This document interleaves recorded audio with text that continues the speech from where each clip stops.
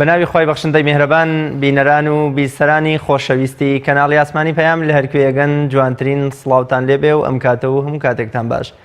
خۆم بە خۆشحاڵ و بەختەوەرەزانم لە ئەڵقەیەکی نوێی بەرنامەکەدا بە دیداری ئێوەی عزیز و خۆشەویست شاد دەمە و ئەڵقەیەکی نوێی بەرنامەی باسخواستان پێشکەش دەکەم. لە باسخواستی ئەمڕۆماندا باز لە پاراستنی برایەتی دەکەین لە پێناو بەرژەوەندیەکانی ئایندە. بێگومان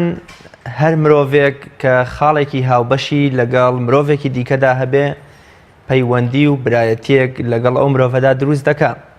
دەبینین پەیوەندیە کۆمەڵایەتیەکان، پەیوەندیە بازرگانیەکان، پەیوەندیە ئابووری و سیاسیەکان یان تەنانەت پەیوەندیەکانی نێو قوتابخانە و کۆڵانی ژەمانە جۆرێک لە برایەتی دەهێننە کایەوە. بەڵام خۆی گەورە لە قورئانی پیرۆزدا بە دەقی سەریح و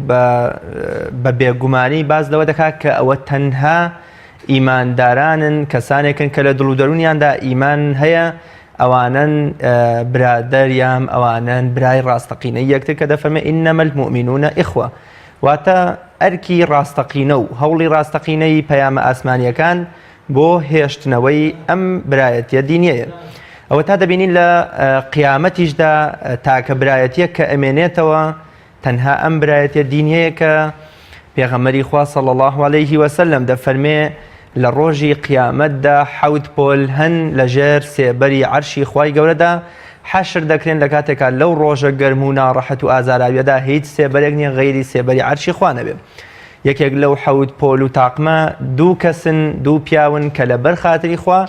یەکتریان خۆشویستووە و بەرژەوەندیە دنیاییەکان یا پەیوەندیەکانی تری غەیری ئەم پەیوەندیە پێکەوە گرێی نەداون. هەروەها ڕۆژێک پێغەمبەری خوا صلی الله علیه وسلم پیاوێک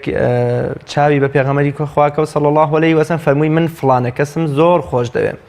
پێغەمبەری خوا صلی الله علیه وسلم فەرمووی ئایا بەو کەسەت گوتووە کە خۆشت دەوێ؟ فەرمووی نەخێر، فەرمووی دەبڕۆ پێی بڵێ چونکە ئەمە هۆکاری زیاتر لێک نزیک بوونەوە و پەیوەندی تۆکمەکردنە لەگەڵیدا. ئێمە لەم بەرنامەیەدا باز لەو برایەتیە دەکەین کە لە پێناو بەرژەوەندی ئایندایە.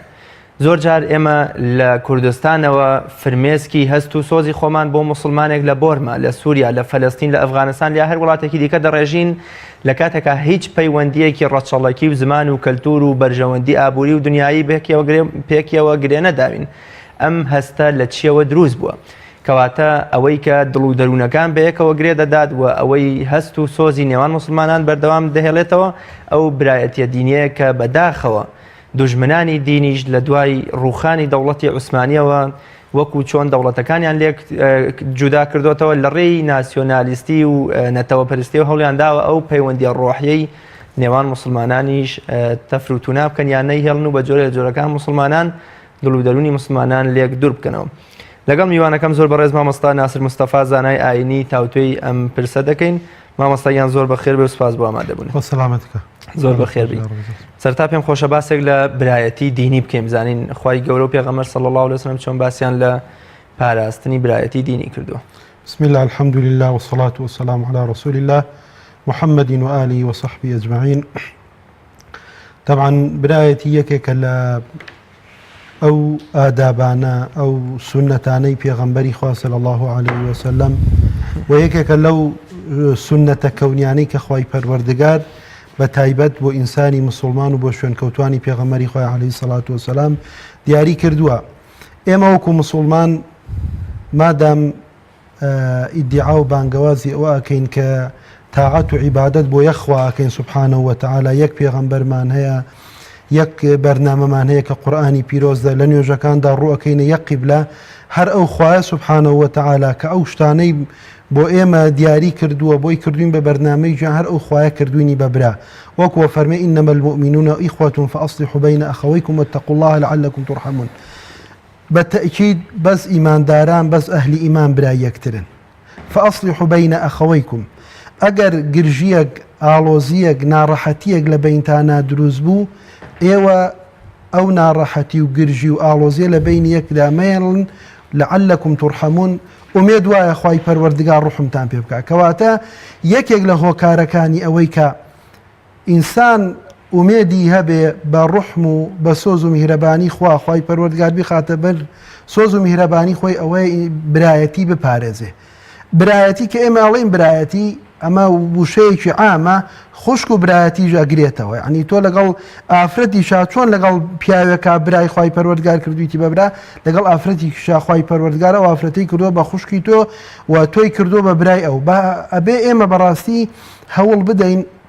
پێغەمبەری خوا عەلەیهی سەڵات وسەلام لە فەرمودەیەکە ئەفەرمێ المسلم أخو المسلم یان المؤمن أخو المؤمن لا يسلمه ولا يظلمه. ئەفەرمێ مسلمان یان ئیماندار برای ئیماندارە نە زوڵمی لێ ئەکا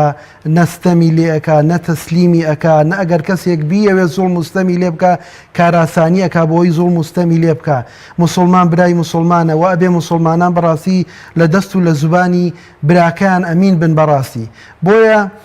ئەگەر دیقەت بگرین یەکێک لەو خاڵە جەوهەریانەی کە پێغەمبەری خوا صلی الله علیه وسلم کاتێک کە لە مەکەی پیرۆزەوە کۆچی کرد بۆ مەدینە چەند کارێکی کرد بە گەیشتنی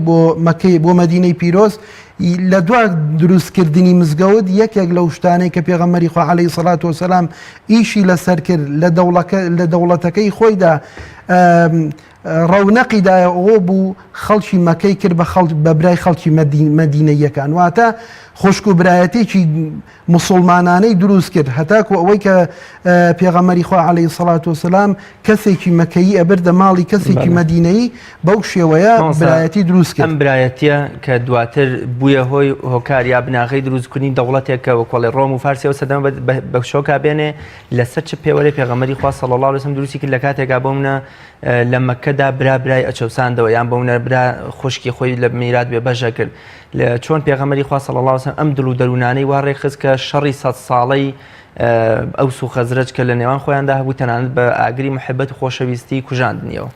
ئەگەر دیقەت بگرین هەمووی بەوە ئەبێ بە گۆڕایەڵی خوا سوبحانەهو وتەعالا پاشان بە گۆڕایەڵی پێغەمبەری خوا عەلەیهی سەڵات وسەلام. ئەگەر سەحابەکان لە دڵ و دەرونیشان شتێک بوو بێ لە بەینیەکەم کاتێک کە پێغەمبەری خوا عەلەیهی سەڵات وسەلام کۆی کردوونەتەوە ئامۆژگاری کردوون ئەو ڕق و کینە و بوغزە لە بەینیانە نەماوە. خاڵی یەکەم ئەتوانین بڵین ئەوەی کە پێغەمبەری خوا عەلەیهی سەڵات وسەلام توانیتی هەموو مسلمانان کۆکاتەوە هەموو شوێن کەوتوانی خۆی کۆکاتەوە لەسەر برایەتی ئەوە بۆ بەڕاستی گوێڕایەڵیان بۆ پێغەمبەری خوا صلی الله علیه وسلم. ئەو گوێڕایەڵیش بەوە ئەبێ بەڕاستی ئینسانەکان نابێ بە شوێن هەوا و ئارەزوی خۆیان نابکەون بەڵکو ئەبێ گوێڕایەڵیان هەبێ بۆ خوا بۆ پێغەمبەری خوا عەلەیهی سەڵات وسەلام.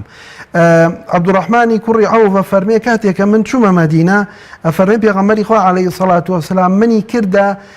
برای سەعدی کوڕی ڕەبیعە. ئەفەرمێن سەعدی کوڕی ڕەبیع فەرمووی من ئەوە خانۆکەم دوو قاتە بە ئیستیلاح و زاراوەی ئێستا قاتێکیانێ بۆ چۆڵەکەم و دوو خێزانیشم هەیە تەماشایان بکە کامیانێ بەدڵ بوو ئەوەیانە بۆ تەلاق ئەیم و پاش ئەوەی کە عیدەکەی بەسەرچوو ئەوەیان بێنە و ئەوەی لە ماڵ و سامانیشە هەمە بۆ دەکەم بە دوو بەشەوە بەشێکیانە دێمە. ئەنجا عەبدوڕەحمانی کوڕی عەوف بەبێ گومان ئەفەرمێ من ئەوەم قبوڵ نەکرد بەس داوام لێ کرد کوتم کاکە گیان تۆ ڕێگای بازاڕم پیشان دەبا ئیش و کارێک بدۆزمەوە من ئینشاڵڵا پێویستیم بەواوە نەنەبێت کەواتە گوێڕایەڵی سەحابەکان بۆ پێغەمبەری خوا عەلەیهی سەڵات وسەلام وای کرد کە سەحابە بەڕێزەکانی پێغەمبەری خوا عەلەیهی سەڵات وسەلام ئامادە بوون یەکێک لە خێزانەکان و هاوسەرەکانی خۆیان واز لێ بێنن بۆ برا موسڵمانەکەیان. کەواتە ئەتوانین بڵین برایەتی بەوە پتە ئەبێ بەوە ڕەونەقەداتەوە لە بینی مسلمانانە بە گوێڕایەڵیان بۆ خۆ بۆ پێغەمبەری خوا عەلەیهی سەڵات وسەلام. مامۆستا خۆ لە ئێستادا ئێمەش هەمان بانگەشەکەین کە گوێڕایەڵی خۆ پێغەمبەری خوین و بەردەوام خەریکی عیبادات و گوێڕایەڵی و فەرمانبەرداری خۆ پێغەمبەرەکەین بۆچی ئێمە ئەم برایەتێ تێماندا لاوازە؟ بەبێ گومان ئیدعا و بانگەواز لەگەڵ تەطبیقکردن لە ژیانی مرۆڤ هەر شتێک بێ جیاوازی هەیە. خی پەروەردگار سبحانه وتعالى فەرمێ یا ئەیها الذین آمنوا لم تقولون ما لا تفعلون. ئێوە ئەوەی کە بە زوبان ئەیڵێن ئەبێ بە کردەوەز بیسەلمێنن. ئەنجا هەر کەسێک کە ئیدعا و بانگەوازی برایەتیەکە ئەبێ هەموو خاڵە جەوهەریەکان یاخود سنووری برایەتی بپارێزی ئەم کەسە ئەوسا توانیوێتی باسی برایەتی بکە. بەڵام تۆ لەلایەکەوە باسی برایەتیەکەی بەڵام لەلایەکەوە غەیبەتی براکە دەکەی لەلایەکەوە ئەتەوێ ناشیردی بکەی لەلایەکەوە لە تۆڕەکانی فەیسبوک و ئەنتەرنێت و ئەوانەیە کۆمنتی لەسەر نووسی ناشیرنیەکەی ئەمە تۆ نەتوانی بەڕاستی برایەتەکە بپارێزی. بۆیە پاراستنی برایەتی بە دڵ و دەرونێکی پاگە بێ و بەوە ئەبێ کە ئێمە هەموو ئەو شتانەی کە نەفسمان هەوا و ئارەزوومان حەزی لێتی وازیان لێبێنین لەبەر خاتری خی پەروەردگار زۆر کاتیشەی ئێستا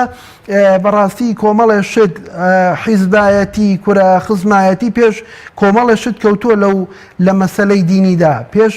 برایەتی کەوتووە زۆر کات کابرا تۆ ئاەتێک حەدیثێکی بۆ خوێنیتەوە بەڵام ئەو تەسیراتی حیزبەکەی وای لێ کردووە بە شێوازێک ئاەتەکە بۆ تەفسیرەکە کە لە مەسلحەتی خۆی بە شێوازێک حەدیثەکە بۆ تەویلەکە کە لە مەسلحەتی خۆی بێخۆ لەو باسە نایە کە تۆ باسی برایەتی و کەسایەتی و خۆشەویستیەکەی بەڕاستی باباز لە هۆکارەکانی کاڵبوونەوە و سزبوون و لاوازبوونی ئەو برایەتی دینە بکەین کە ئیسلامی پیرۆز پێغەمبەرەکەی صلی الله علیه و سلم کردی بە یەکێک لە بناغە و کارەسەرەکیەکانی دەوڵەتی ئیسلامی واتە هێندە بەلایەوە گرنگ بوو کە لەگەڵ دروستکردنی مزگەوت و دروستکردنی دەوڵەت و سوپایەکدا بیریشی لە برایەتی کردەوە بۆچی ئەم برایەتی ئێستا سست و لاواز بۆ هۆکارەکانی چین یەکێک لەو هۆکارانە بەڕاستی ئەوەیە ئێمە نەمانتوانیوە بەو شێوازەی کە پێغەمبەری خوا عەلەیهی سەڵات وەسەلام سەحابەکانی فێر کردووە سەحابەکان گۆڕایەڵی پێغەمبەر بوون صلی الله علیه وسلم ئێمە گۆڕایەڵی بین و یەکێک لە هۆکارەکان ئەوەیە ئەگەر دیقەت بگرین ئەنەسی کوڕی مالیکە فەرمێ پێغەمبەری خوا صلی الله علیه وسلم فەرمووی لا يؤمن أحدكم حتى يحب لأخيه ما يحب لنفسه بەڕاستی من چەندە تۆم خۆش بوێ ئەگەر ڕۆژێک وازم لە یەکێک لە مەسلحەتەکان لە خۆشیەکانی خۆم هێنا بۆ تۆ چەندە برایەتێکەمان بەقووت بێ کە ئەوەل لە من بینی ئەوەندە برایەتێکەمان زیاتر بەقووە دەبێ بەڵام ئەگەر من هەر بە قسە کوتم کاکە من و تۆ برایەکین من و تۆ بێ یەکترمان خۆش بوێ بەڵام ئەوەی کە دەسەڵاتم هەبوو لە دنیادا ئەمویست هەمووی بۆ خۆم کۆ بکەمەوە و تۆ بمری لە برسانە بەڕاستی ئەوە برایەتی کاڵەکاتەوە سەحابەکان ئەگەر دیقەت بگری پێغەمبەری خوا عەلەیهی سەڵات وەسەلام کاتێک کە سەدەقەی کۆ ئەکردەوە لە سەحابە بەڕێزەکانی خۆی هیوا بوو ئیمامی ئەبوبەکر ئەی فەرموو هەموو ماڵەکە مێناوە بەس خۆ پێغەمبەری خوان بەجێهێشتووە یەکێک لە سەحابەکان کە پێغەمبەری خوا عەلەیهی سەڵات وەسەلام ئەینێرێ بۆ لای عەبدوڕەحمانی کوڕی عەوف بۆ ئەسپێک بۆ وڵاخێک عەبدوڕەحمانی کوڕی عەوف بینێ دەنکە گەنم کۆ ئەکاتەوە فەرمی ئەی پێغەمبەری خوا عەلەیهی سەڵات وەسەلام تۆ کەسێک بۆ لای کەسێک منە ناردووە کە ئەوەندە ڕەزیلە دەنکە کۆ ئەکاتەوە پێغەمبەر عەلەیهی سەڵات وەسەلام فەرمی تۆ داوای لێ بکە و ئەو فەرمانەکەی من جێبەجێکە کاتێک ئەفەرمێ حەیوانێک یاخود ئەسپێکی پیشان ئەدا و ئەیداتی عەبدوڕەحمانی کوڕی عەوف چەند ئەسپ و وڵاخێک بە دوایەکەون دوایی ئەم پیاوە پێی سەیرە بێ عەبدوڕەحمانی کوڕی عەوف ڕەزا و ڕەحمەتی خوای لێبێ بەم شێوەیە گوێڕایەڵی پێغەمبەری خوای کردووە و بەم شێوەیە ئەمان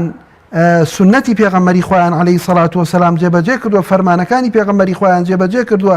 بۆیە کاتێک کە ئەم سەحابەیە ئەبینی عەبدوڕەحمانی کوڕی ئەوە لە ماڵەکەی خۆی لە دەستی بۆتەوە بەڕاستی خۆشەویستی بۆ زیادەکە بۆیە من و تۆ کاتێک کە ئەڵێن برای یەکترین بەڕاستی من چیم بۆ خۆم پێم خۆش بێ بۆ تۆ پێم خۆش بێ ئەنجا ئەگەر دیقەت بگرین حەدیثەکە ئەفەرمێ لا يؤمن أحدكم زانایانە فەرموون ئەم کەسە ئیمانی تەواو نەک ئیمانی هەر نییە ئەو ئیمانەی کە خۆ پێغەمبەری خوا عەلەیهی سەڵات وەسەلام داوایان کردووە ئەو ئیمانەی نییە ئەم کەسە هەتاکو ئەوەی بۆ خۆی پێی خۆشە بۆ برا موسڵمانەکەشی پێی خۆش نەبێ کەواتە من و تۆ ئێستا ئەگەر ئەمڕۆ باسی ژیانی ئەمڕۆمان بکەین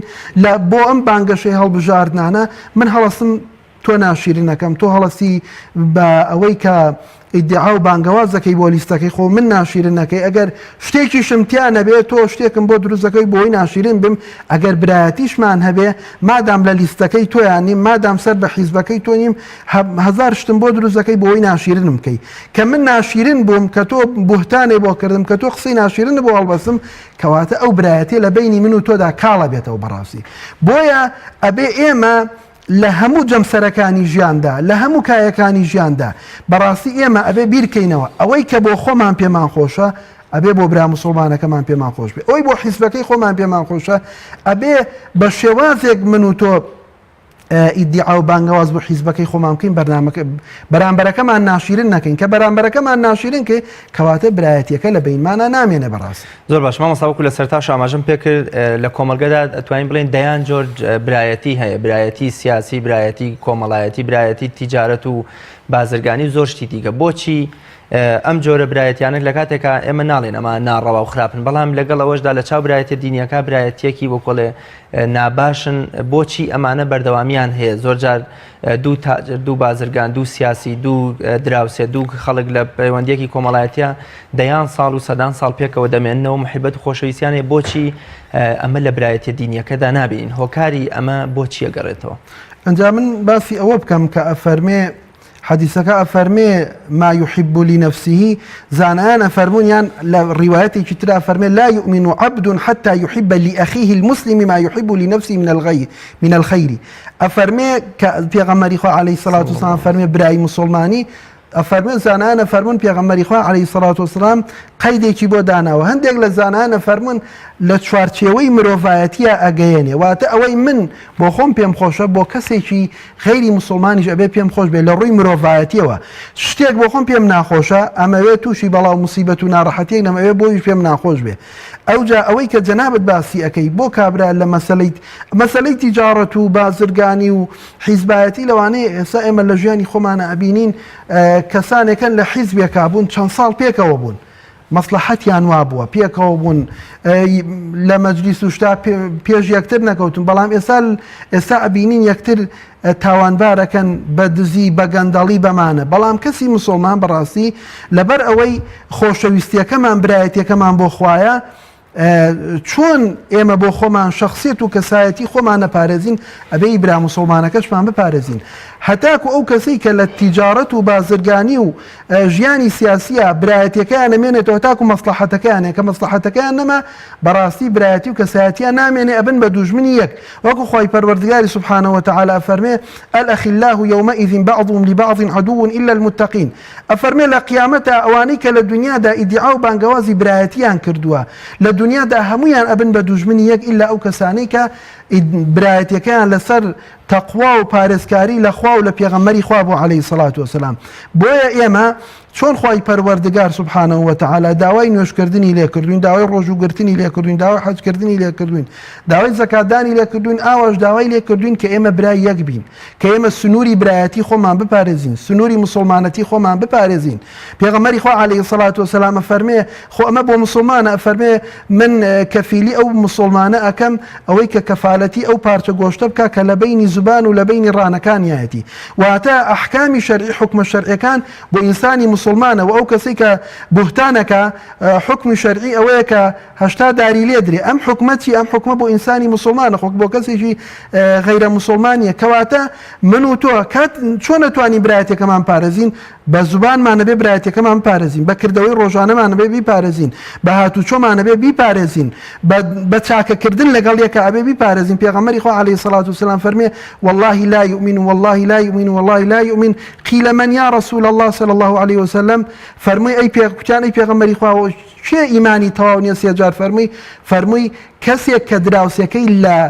شەڕ و بەڵاو موسیبەتی ئەمین نەبێ واتە ئێمە ئەبێ لە دراوسەکەی خۆمانەوە لێمان ئەمین بن لە دەست و لە زوبان و لە چاو و لە هەموو ئەعزاکانمان کە دراوسەکەمان چاوەڕوانی ئەوە نەبێ کە ڕۆژێک لە ڕۆژان لەلایەن ئێمەوە تووشی بچووکترین زەرەر بووە کەواتە ئەمە گەورەی کەی بۆ کۆمەڵگا بۆکو مسلمان ئەبێ ئێمە مسلمان لە دەست و زبانی یەکتر ئەمین بین بەڕاستی المسلم من سلم المسلمون من لسانی ويدی پێغەمبەری خوا عەلەیهی سەڵات وسەلام فەرمێ مسلمان ئەو مسلمانەیە کە مسلمانان لە دەست و لە زبانی ئەمین بن ئەگە لە دەست و زبانی ئەمین نەبوون کەواتە ئەو مسلمانە نییە کە خوا پێغەمبەری خوا داوای کردو عەلەیهی سەڵات وسەلام زۆر باشە مامۆستا تا چەند لە پێناو بەرقەرارکردن یانمانەوەی ئەم پەیوەندیە ئیمانی و برایەتیەدا تا چەند پێویستە بەرژەوەندیەکانی تر بە قوربانی ئەمە بکرێواتە لە پێناو حیزبایەتی و دەنگدان و سەروەت و سامان و پلەپۆزدا برایەتیەکە تێک نەدرێ بەڵکو بە پێچەوانەوە با چیتیایە بە مسلمانان لە پێناو ئەم برایەتی و مانەوەی برایەتێدا با پشت لە حیزب بکەن با پشت لە تەواوی کۆمەڵێشتی دیکەیان هەیە کە ئەمانە وەکۆڵێ هۆکارگەلێکن بۆ ئەم برایەتیە من ئەو جوابەی بەڕێز بەوە ئەدەمەوە فەرمێ ڕۆژێک پیاوێک چوە خزمەت پێغەمبەری خوا عەلەیهی سەڵات وسەلام فەرمێ ئەی پێغەمبەری خوا هاتووم و میوانی تۆ بم پێغەمبەر سەڵ سەلەم یەکێک لە سەحابەکانی نار بۆ ماڵەوە کە خواردنێک شتێکی بۆ بێنێ دوایی خێزانەکانی فەرمیان ئەی پێغەمبەری خوا عەلەیهی سەڵات وسەلام وەڵڵا هیچمان نییە بە پێغەمبەر بڵێ سەڵی الله عەلەیهی وسەلەم هیچمان نییە پێغەمبەری خوا لەناو سەحابەکانە فەرمووی ئەم پیاوە میوانی منە چی ئەیباتەوە لە ماڵی تێری ئەکا یەکێک لە سەحابەکان بردیەوە دوایی کە بردیەوە ماڵەکەی خۆی خێزانەکەی فەرمووی بە خێزانەکەی گوت چیمانەیە وتی وەڵی کۆمە هەندێک خواردنە بۆ منداڵەکانم حاضر کردووە پیاوەکە سەحابە بەڕێزەکە فەرمووی تۆ منداڵەکان بخەوێنە ئەوەی کە هەمانە بیێنە بۆ بەردەمی میوانەکە کاتێک کە هاتی چراکەش بکوژێنەوە با میوانەکەمان تێر بخوا ئەفەرمێ ئەم ئافرەتە بەو شێوەیە کرد دوایی ئەم ئاەتە هۆکاری ئەوەیە کە خی پەروەردگار سبحانه وتعالى فەرمووی يؤثرون على أنفسهم ولو كان بهم خصاصة ومن يوق شح نفسه فأولئك هم المفلحون ئەفەرمێ دوایی بەیانی ئەم پیاوە چۆ خزمەت پێغەمبەری خوا عليه الصلاة والسلام پێغەمبەری خوا صلی الله عليه وسلم فەرمووی خی پەروەردگار زۆر خۆشحاڵ بوو بەوەی کە ئەو کارەی لە ئێوە بینی بەو شێوەیە ڕێزی میوانەکەتان گرت واتە واستان لە هەموو ئەو شتانە هێنا کە بۆ خۆتان پێویستیتان پێبوو لەبەر میوانەکەتان لەبەر برا مسلمانەکەتان لەبەر میوانەکەی پێغەمبەری خوا عليه الصلاة والسلام کەواتە ئەم ئاەتە ئەم حەدیثە ئەم چیرۆکەی پێغەمبەری خوا عليه الصلاة والسلام ئەوە فێری ئێماکە ئەگەر شتێک ئێمە پێشمان خۆش بێ یان زەروریش بین یان پێویستیشمان پێ بێ لە ژیانی ڕۆژانەدا ئەبێ لەبەر خاتری برایەتی لەبەر خاتری دینداری مسلمانەتی وازی لێبێنین هەتاکو ئەوەی کە برایەتی و مسلمانەتی و دینداریەکەمان بەردەوام بێ برایەتەکەمان بەردەوام بێ کاکە زۆر کەسە بینی ئیدعا و دینداری زۆر گەورە ئەکا ئیدعا و بانگەوازی زۆر گەورە ئەکا بەڵام ئەبینی قسەی ناشرینەکە بە برا مسلمانەکەی بوتان بە برا مسلمانەکەیەکە بەڕاستی ئەمانە لە قیەمی ئینسانی مسلمان نین لەو ئاداب و ئەخلاقانە نین کە پێغەمبەری خوا عليه الصلاة والسلام فێری ئومەتەکەی کردووە فێری شوێنکەوتوانی کردووە بەڕاستی بۆیە ئێمە ئەگەر حیزبەکانمان ئەگەر ئەو کەسانی کە بە شوێنیان نائڕوین ئەگەر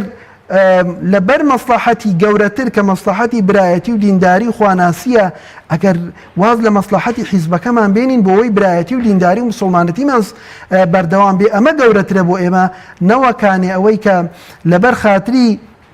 چەند دەنگێک یەکتر ناشرین کەین بوهتان بۆ یەکتر بکەین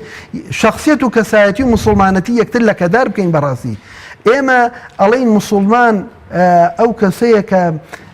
شوێنکەوتوی پێغەمبەری خوا عليه الصلاة والسلام وخوای پەروەردگاریش کاتی باسی پێغەمبەرەکە پێغەمبەر صلی الله عليه وسلم ئەخلاق و خوڕەوشتی لەسەر و هەموو ئەخلاق و خوڕەوشتە بەرزەکان و جوانەکانەوە بووە کەواتە من و تۆ مادام خۆمان بە شوێنکەوتوی ئەو پێغەمبەرە ئەزانی صلی الله عليه وسلم ئەبێ ئەخلاق و خوڕەوشت و ئادابی ڕۆژانەمان وەکو ئەو پێغەمبەرە بێ صلی الله عليه وسلم زۆر باشە مامۆستا لە سەردەمێکدا کە بوونە پێغەمبەری خوا صلی الله عليه وسلم هەر خۆی هەبووە سەرچاوەکانی ئیسلام و تێگەشتەکان تەنها لە یەک سەرچاوە هەبوون پێغەمبەری خوا صلی الله عليه وسلم هەمیشە ژیان و ئاینی بۆ شوێنکەوتوان و هاوڵانی ڕوونەکردەوە لە ئێستادا بوونی سەدەها گروپ و مەزهەب و حیزب و تەنانەت بیرکردنەوەی ئاینیش بوونی تەنانەت لە نێو مفەسیرەکانیشدا ئەم جۆرە جیاواز تێگەشتنە لە خودی دەقەکان یەکێک بە ئاراستەی خۆی تەفسیری دەقەکانەکە یەکێ بە شێوازی تێگەشتنی خۆی لە ڕووی دڵ و دەرونی خۆیەوە بۆ جۆرە تەفسیرەکە دروستکردنەوەی ئەم برایەتیە دینیە شتێکی وە ئاسانە یان بۆ منە لە نێو ئەم هەموو جیاوازی و فرقە و گروپ و مەزهەبەدا شتێک دەمێنێتەوە بۆ باسی برایەتی دینی یەکەم ئێمە مادەم بە هەمومان باسی ئەوە ئەکەین یان ئیدعا و بانگەوازی ئەوە ئەکەین کە هەمومان ئەهلی سونە و جەماعەتین ئەکرێت زانای قسەیەکی کرد بێ بەڵام ئێمە ئەوەی کە ئەوەندە مولزەمین بە قسەی خوا و پێغەمبەری خوا ئەوەندە مولزەم نین صلی الله عليه وسلم بە قسەی فڵان زانا و فڵان زاناوە ئێمە وەکو مسلمان ئەبێ قسەی خوا و پێغەمبەری خوا عليه الصلاة والسلام لە پێش هەموو شتەکانەوە بێ مادام وایە ئەگەر زانایە قسەیەکی کرد بێ عنی هەر کەسە بە تێڕوانینی خۆی بۆ مەسەلەکان بۆ ئەو شتانەی کە دروزە بێ ئەبێ ینی ئینسان ئەوەندە عەقڵ و ژیری خۆشی بخاتە کار خۆ تۆ ئەگەر کەسێک زانەیە قسەیەکی کرد یعنی خەلەلی دروزەکە بۆ برایەتی دینی یعنی من ملزمنی بە قسەی ئەو زانایەوە بەڕاستی ئەوجا تۆ لەلایەکەوە خۆ ئەم حەدیثە بەڕاستی ئەم حەدیثە بە هیچ شێوەیەک تەویل ناکرێ کە ئەفەرمێ لا يؤمن أحدكم حتى يحب لأخيه ما يحب لنفسه یان فەرمودەیەکی ترمانەیە ئەبی هورەیرە فەرمێ پێغەمبەری خوا عليه الصلاة والسلام فەرمووی 5 خیساڵ و خوڕەوشت هەیە هەر کەسێک لە منی وەرگێ و کاریان پێ بکە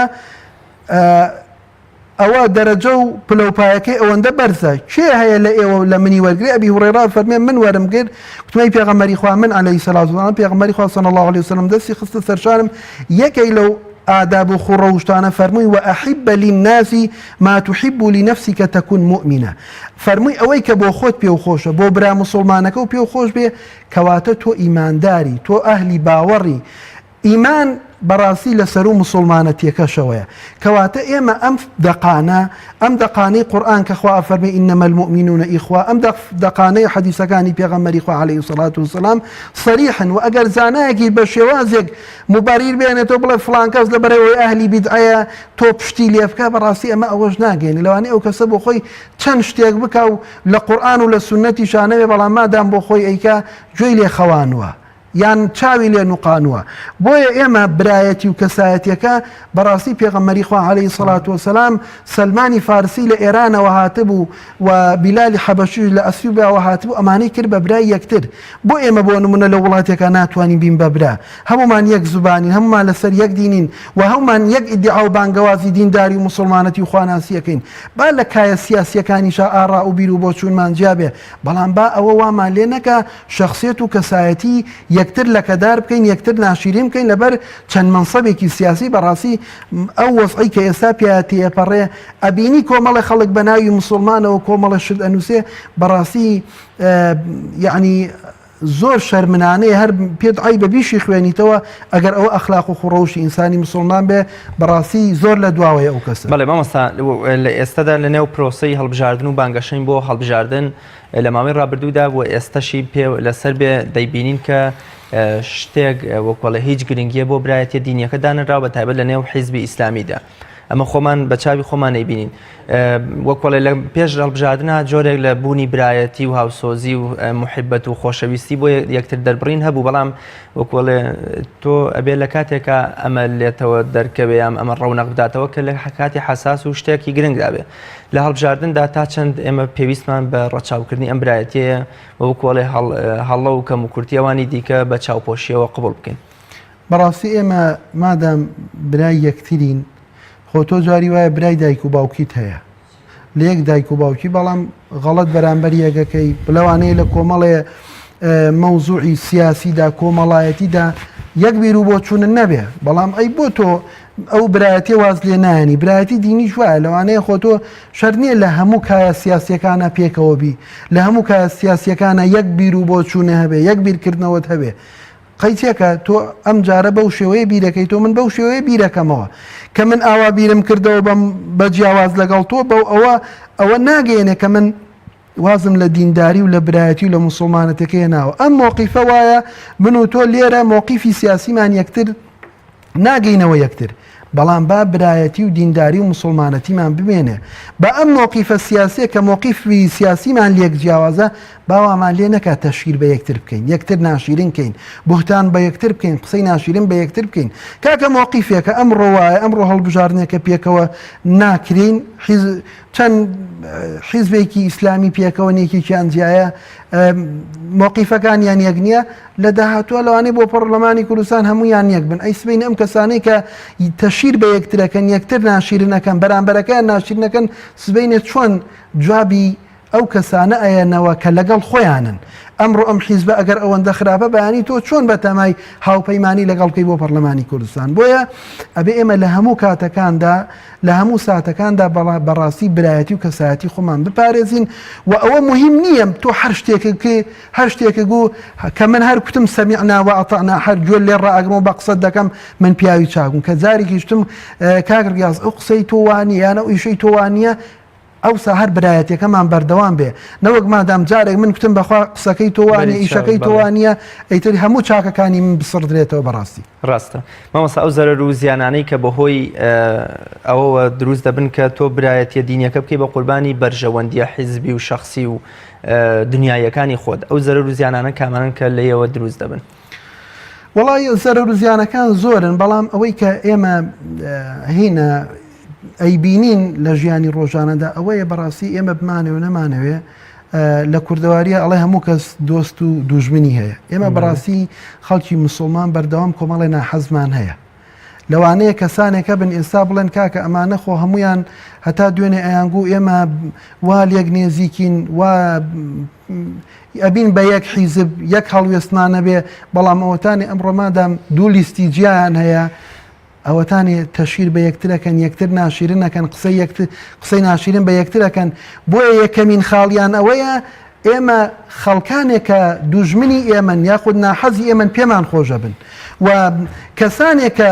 تەماشای مۆقیفی ئێمە ئەکەن کاتێک ئەو مۆقیفانە لە ئێمە ئەبینن ئەگەر کابرا تۆزێ دڵی نەرم بووێ بۆ ئەوەی ببێت بە یەکێک لە ئەندامی حیزبە ئیسلامیەکان کاتێک ئەو مۆقیفە لە من و تۆی مسلمانە بینێ ئەو کابراە بۆ خۆی سار دەبێتەوە ئەڵێ ئەو دینداری و مسلمانەتی ئەمان ئیدعا و بانگەوازی بۆ ئەەکەم بەڕاستی وان نییە ئەنجا بۆیە ئەگەر ئێمە من ئەوەی کە بۆ خۆم پێم خۆش بێ بۆ تۆ پێم خۆش بێ بەڕاستی ئەوە هیچ شتێک کە لێ ناخاتە بینمانەوە بەڵام ئەگەر وانە بوو بەڕاستی برایەتەکەمان لێ دوورەکەوێتەوە و ئەو کەسانەی کە ناحەزمانن پێمان خۆشە بن و ئەو کەسانی کە ناحەزمان دەست لە پشتمانەیەن بۆ ئەوەی ناکۆکیەکانمان بەڕاستی گەورەتر و فراوانتر ببن هەتاکو ئەوەی کە دەست بینە یەک شەڕ لەگەڵ یەکدا بکەن کە ئینشاڵڵا ناگاتە ئەوە بۆیە ئەبێ ئێمە پەرتیمان کردووە برایەتی و کەسایەتی خۆمان بپارێزین بەڕاستی بۆ لەبەر ئەوەی ئەگەر برایەتی و کەسایەتیمان نەپارێزین بەڕاستی ئەو کەسانەی کە ناحەزمانن پێمان خۆشە بن و کەلێنی گەورەترەکەوێتە بینمانەوە بەڕاستی زۆر باش مامۆستا کۆتا قسە و سەرنجی جەنابەت چیە لەسەر تەوەری بەرنامەکە وەڵام من لە کۆتاییە ئەوە ئەڵێم ئێمە وەکو مسلمان بەڕاستی ئەبێ بە ئەخلاق و خوڕەوشتەکانمان بەڕاستی خەڵک سەرسام بکەین ئەگەر دیقەت بگری پێغەمبەری خوا عەلەیهی سەڵات وەسەلام کاتێک کە کۆمەڵە سەحابەی ناردووە بۆ شوێنێک ئەو خەڵکی ئەو وڵاتە ئەو شارە کە سەحابەکان چوون هەر بە ئەخلاق و خوڕەوشتیان بەڕاستی سەرسام بوون ئیمانیان هێناوە کاتێک باسی مەدینە ئەکرێ ئەفەرمێ ئەگەر کەسێکی غەیری ئەهلی مەدینە هاتایە تەماشای مەدینەی بکردایە وەی ئەزانی مەدینە هەمووی پێغەمبەرستانە بۆ لەبەرەوەی سەحابەکان تەماشای خوڕەوشتی پێغەمبەریانەکە بە خوڕەوشتی پێغەمبەر خۆیان ڕازان بووە و پێغەمبەری صلی الله علیه وسلم وەکو دایکمان عایشە ئەفەرمێ پێغەمبەری خوا صلی الله علیه وسلم قورئانێکی زیندوو بووە لەسەر زەویدا هاتووە و چووە کەواتە ئێمە ئەبێ بە خوڕەوشت و ئەخلاقی پێغەمبەری خوا عەلەیهی سەڵات وسەلام خۆمان بڕازێنینەوە و یەکێکیش لە ئەخلاق و خوڕەوشت و ئەو شتانی کە پێغەمبەری خوا ئیشی لەسەر کردووە لە ژیانی پیرۆزی خۆیدا گەرمکردن و یان درەوشانەوەی برایەتی بووە لە بینی مسلمانانە و ئێمە ئەبێ ئیش لەسەر ئەوە بکەین لە هەر شوێنێک بین ئێمە مسلمان لە شەرقەوە بۆ غەرب لە ڕۆژهەڵاتەوە بۆ ڕۆژئاوا لە باکوورەوە بۆ باشوور مسلمان هەمووی برای یەکترە ئەمە قسەی کەس نییە قسەی خوا و پێغەمبەری خوایە عەلەیهی سەڵات وەسەلام بۆیە من داوا ئەکەم ئێمە لەم کاتە و لەم ساتەدا برایەتی و کەسایەتی یەکتر بپارێزین کەسایەتی و شخصیەتی یەکتر ناشرین نەکەین بە کۆمەڵێ بوهتان و قسەی ناشرین بۆ لەبەر ئەوەی کاتەکان ئەڕۆن بەڵام ئەو قسانە کە ئەکرێ ئەو شتانی کە ئەنووسرێ وەکو شتێک ئەمێنێتەوە لە مێژوودا بەڕاستی ئەو کەسانە دوایی بۆ خۆیان پەشیمانە بنەوە خی پەروەردگار وامان لێ بکە هەمومان ببینە برای یەکتر برای دڵسۆزی هەمومان بانگەوازی ئەوەکەین کە برای یەکترین بەڵام ئەوە مهمە ئێمە برابین بەڵام دڵسۆزانە برای یەکتر بین زۆر زۆر سپاس دەکەم مامۆستایان خی گەورە پاداشتی بەخێر بداتەوە خۆزایەوەش باتەوە دەستان زۆر سپاس بینەرانی بەڕێز و خۆشەویست سپاس بۆ ئێوەی ئازیزی شتا بە گەشتنەوەی تر بەخوای گەورە مێرەبانتان ئەسپێرم خواتان لەگەڵ